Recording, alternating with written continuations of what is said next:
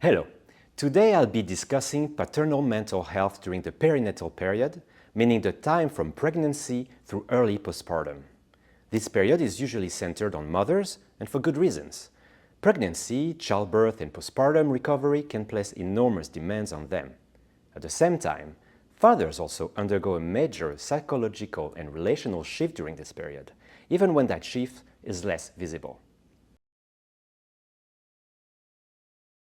At the heart of this presentation is the idea that paternal mental health cannot be understood only as an individual issue.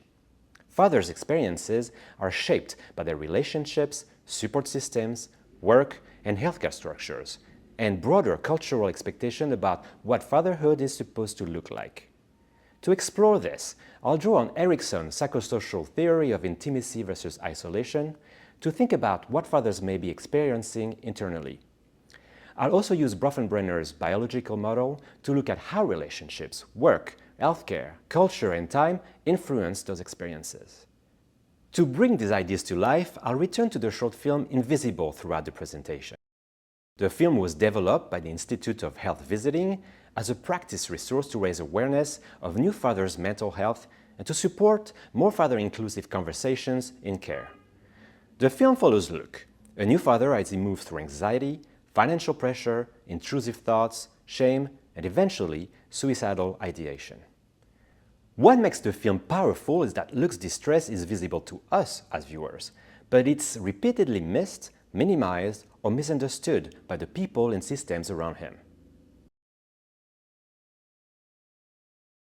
I want to begin inside before we move outward into family, work, and systems. Fatherhood begins before birth as a psychological, relational, and even biological transition. A father isn't only preparing for his role, he is also beginning to reorganize his sense of self. Who am I becoming? What kind of father will I be? What will be expected of me? What if I can't do it? I would like to briefly bring in Dr. Darby Saxby, a psychologist interviewed on the Chasing Life podcast, to speak about what happens to men as they become fathers. As we listen, notice how she shifts the conversation from caregiving as something natural or fixed to caregiving as something that develops through practice. And what I wanted to show and what the science is telling us is that we can all adapt to our circumstances and our demands. And so men are built with the brain architecture that can adapt to parenthood. And I think of caring and parenting not just as traits that you're born either being good at or not, but as skills that you can hone through time and repetition and practice. But I think when men choose to invest in care, they have a biology that reflects that. And so it's not so much that only dads are wired a certain way or only moms are wired a certain way. We're all wired to be flexible and adaptable. And that's kind of our human superpower. One takeaway is that fatherhood isn't simply a role men perform from the outside. It develops through engagement, contact, and caregiving itself. So, if fathers aren't invited into these spaces, their opportunities to build confidence, connection, and a sense of themselves as parents may also be limited. This connects to Erikson's psychosocial theory. From that perspective, this transition involves becoming emotionally available for close relationships, including those with a partner and a child. But Bronfenbrenner also helps us see that this inner task is already being influenced by our cultural expectations. If fathers are required to appear confident and in control, then doubt and vulnerability may become harder to express.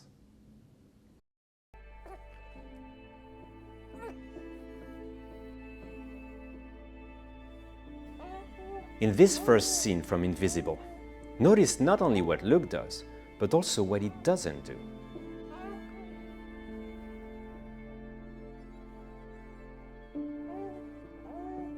What stands out to me is the stillness.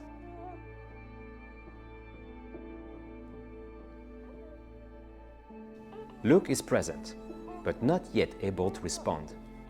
Oh, it's okay. It's okay. Are you still hungry? And that is one way distress can appear before it can be put into words. It reminds me that fear and self-doubt can exist alongside love.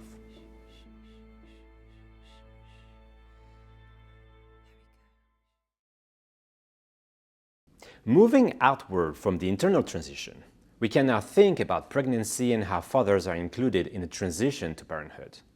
During pregnancy, fathers may be emotionally involved, but their involvement is often implicit. They are present but not always addressed. They may attend appointments, worry about the baby, worry about the partner, and imagine their future role, but healthcare services still tend to focus on the gestational parent. Research suggests that this has consequences beyond inclusion. When fathers are not routinely engaged or assessed, they may receive fewer opportunities to express concerns, ask for support, or develop confidence in their emerging role as parents. Let's look at this through the ecological model. At the microsystem level, the father is connected to the partner and unborn baby. At the mesosystem level, we can look at how the family interacts with healthcare providers. At the exosystem level, prenatal care structures influence who is invited, assessed, and followed up with. At the microsystem level, gender norms affect whether pregnancy is understood mainly as a maternal experience or as a family transition. And through the chronosystem, pregnancy marks the beginning of a transition that unfolds over time. As we watch this home visit, notice who is being addressed and who remains at the edge of the interaction. Are you Jules? Yes, hi. Hello. Thank you. Oh, is it shoes off? Oh no, don't worry, come through. Hi. So this is my mum, Lorraine. Hello. Hello. It's nice to meet you. Nice to meet you. Oh, I kept your seat warm. Oh, thank you. And this is my partner, Luke. Hi, Luke. hi. Nice to meet you. Oh, what's your name? This is Josh, or Joshua. Hi, Josh. Oh, that's lovely. Congratulations, he's gorgeous. Thank you. So, how are things? Good, yeah, generally good. Got quite a lot of questions, but generally good. Okay. I can see that you had a vaginal birth. Did everything go according to plan? I don't think the social worker is necessarily doing something wrong here. What's important is more subtle. The structure of the visit still makes Luke secondary. He's present, but not really considered as someone also moving through the transition to parenthood. Birth marks a turning point where fatherhood moves from anticipation into reality. The father is no longer only imagining the baby. Suddenly, the infant is there, the partner needs support, and the responsibility of care becomes immediate. Through Erickson, we can now see how intimacy becomes more concrete here. The new father has to be emotionally present with his partner and child while also managing his own fear. But the birth environment matters too. Bronfenbrenner reminds us that healthcare providers, hospital structures, family support, and expectations about fathers all influence this moment. In Invisible, the birth complication is shown as a flashback. As we watch this brief moment, notice how quickly birth shifts from joy to fear. He gave us a little bit of a surprise. Is he breathing? Is he breathing? He's not breathing. He's not breathing. He's not breathing. What's going on? What's going on? What's wrong? I don't know. Luke, I don't know. Luke, what's wrong? Tell me what's wrong. I don't know. I don't know. What's going on? What's going on? What we see here is that the crisis of the birth doesn't simply disappear once the baby is physically okay. Luke still carries the fear and helplessness from that moment, and it affects how he relates to Josh afterward. The baby survived the crisis, but Luke is still living with it. The early postpartum period is where we turn from transition to escalation. At this point, the demands become daily and constant. Sleep deprivation, caregiving, emotional strain, financial pressure, and changes in their couple relationship. For many fathers, this is when uncertainty can begin to harden into anxiety, inadequacy, or withdrawal. These difficulties aren't only symptoms, They can also be signals. A father may be anxious because he doesn't feel competent. He may withdraw because he feels ashamed. He may avoid holding the baby not because he doesn't care, but because holding the baby has become linked with fear. As we watch this clip, notice the gap between what Luke says and what he seems to be carrying inside.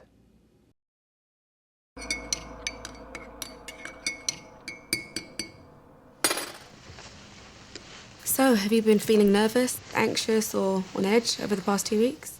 Thank you. No. Last question. Have you been worrying a lot recently? No. Okay, great. Luke, everything okay with you? Yeah, fine.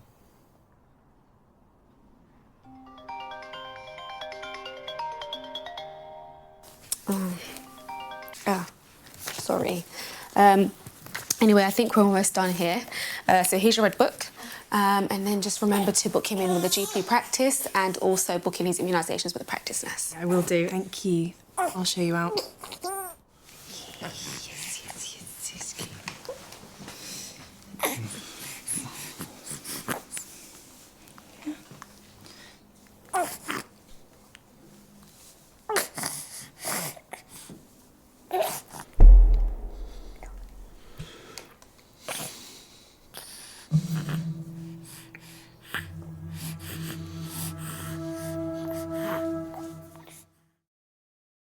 Yes, Luke says he's fine, but the image of dropping Josh shows how scared and isolated he actually feels.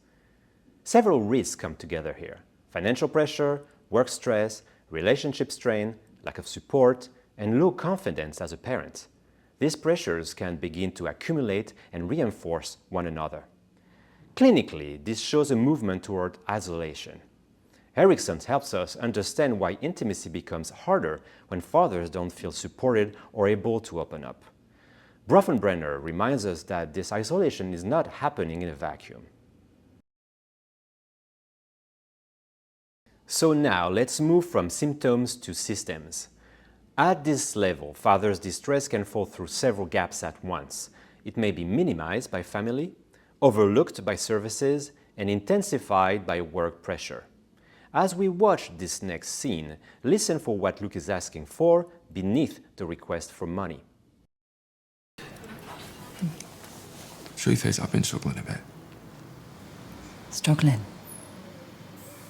You have got a beautiful baby, a beautiful girlfriend, you got a good job. Trust me, you have nothing to complain about. Am I like Dad? Oh, not this again. Am I? No, you're not like your dad, Luke. How can you be sure? Okay. Yeah. Yeah, you are like your dad. Is that what you want to hear? Is it? Yeah, maybe it is. Yeah. Yeah. Just forget about him. He is out of our lives now.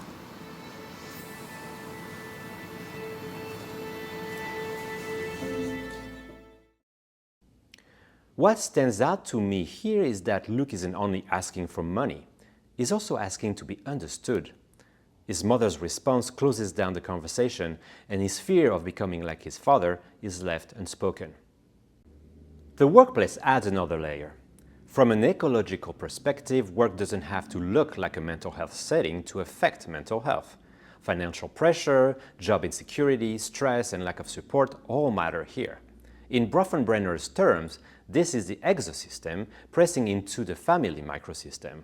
Work pressure affects Luke's relationship with his wife Jewel, his ability to be emotionally present with his son Josh, and his sense of himself as a dad.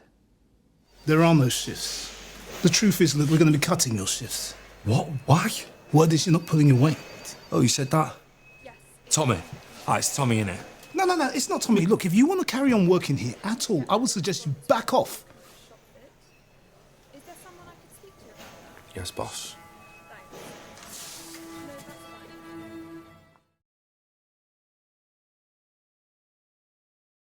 Although we are still in the early postpartum stage, I want to slow down here because Luke's distress has reached a crisis point.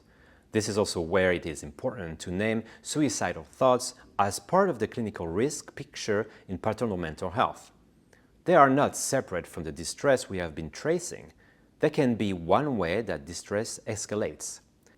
After the conflict at work, Luke returns to gambling, loses money, becomes more isolated, and begins having suicidal thoughts.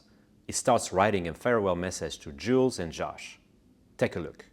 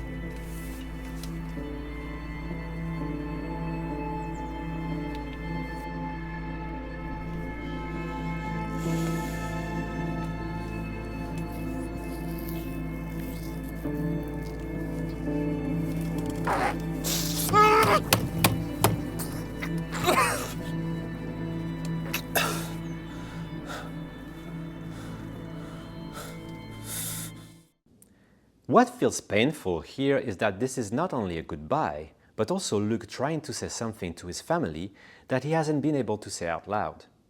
Luke isn't thinking clearly about a future. He's looking for relief from pain that feels unbearable. This brings us to social work practice. After seeing Luke reach this point, the question is not only what went wrong, but where care could have entered earlier. If others' distress develops across systems, then our response should also be ecological. At the microsystem level, this means noticing fathers directly and assessing distress without shame. At the mesosystem level, it means paying attention to how family, work, healthcare, and relationships interact. At the exosystem and macrosystem levels, it means advocating for father-inclusive services and challenging gendered assumptions. And at the chronosystem level, it means remembering that distress develops over time. Father-inclusive practice cannot remain only a value in theory. It has to become part of the assessment, engagement, referral, and intervention.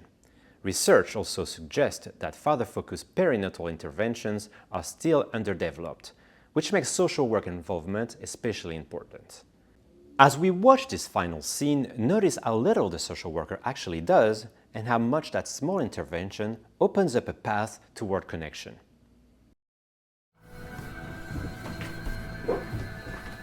What's going on? What do you mean?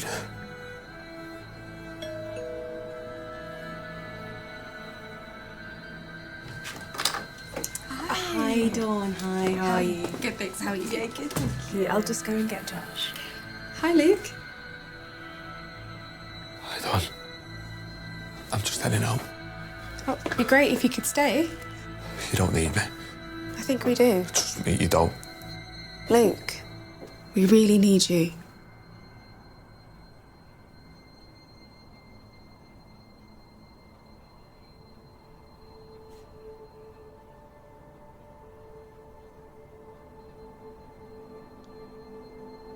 Jules, why don't you pass Josh to Luke? I can't hold him. Why can't you, Luke? I don't know. I don't know. I just can't. I can't hold him.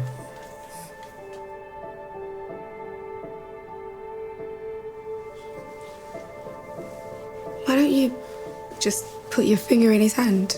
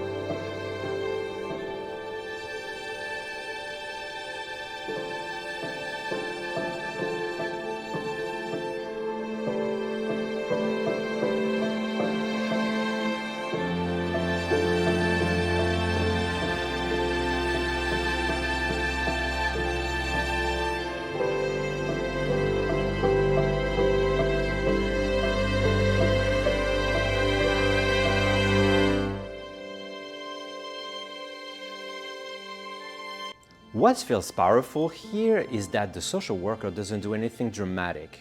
She notices Luke, slows the moment down, and helps him find one small step toward connection. To me, this is a tuned practice, meeting him where he is and bringing him back into the family system. She engages Luke not as someone on the side of the mother and baby, but as someone whose presence matters. My own reflection left me with a question that still feels central. How can I create room for fathers to express vulnerability and seek support, especially when society discourages them from doing so? I think this also raises a larger question for social work. How can we advocate for systems that don't wait until fathers are in crisis before recognizing them? For me, the answer begins with noticing. Notice the fathers in the room. Notice silence. Notice avoidance. Notice when "I'm fine" doesn't feel right. This is not about taking attention away from others, but about widening our frame so that the whole family system can be supported. If the film Invisible shows us anything, it's that being present is not the same as being seen.